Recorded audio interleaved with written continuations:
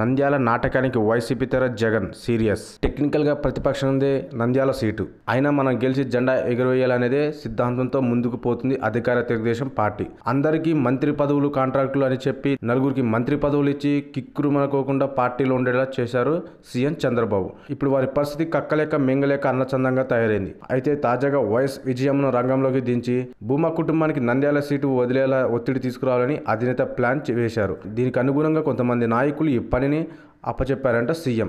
ముఖ్యంగా కోళ్ల పాదాల గురించి, పందుల పాదాల గురించి మాట్లాడే హాట్ టాపిక్ అయిన మంత్రికి ఛాన్స్ ఇచ్చారంట.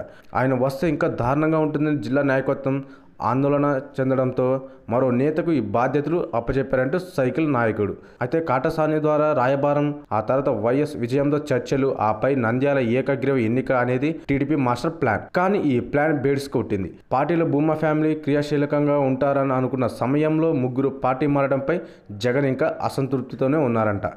రాజకీయం వేరు, బంధుత్వం వేరు. శుభకార్యానికి పిలిచే వెళ్తాం, కానీ రాజకీయాలు పార్టీలను సీట్లు త్యాగం చేయమని సాంకేతికాలు విజయం ద్వారానే రాయబారం తీసుకొచ్చిన వారికి అందాయంట. ముందుగానే దీనిపై ఎటువంటి హామీ విజయమ్మ ఇవ్వకపోవడంతో టీడీపీ నాయకత్వం కూడా డైలమాలో పడిందంట. ఇంకా నేరుగా సాంకేతికాలు రావడంతో తమ్ముళ్ళ ఆశలు అడి ఆశలు అయ్యాయి.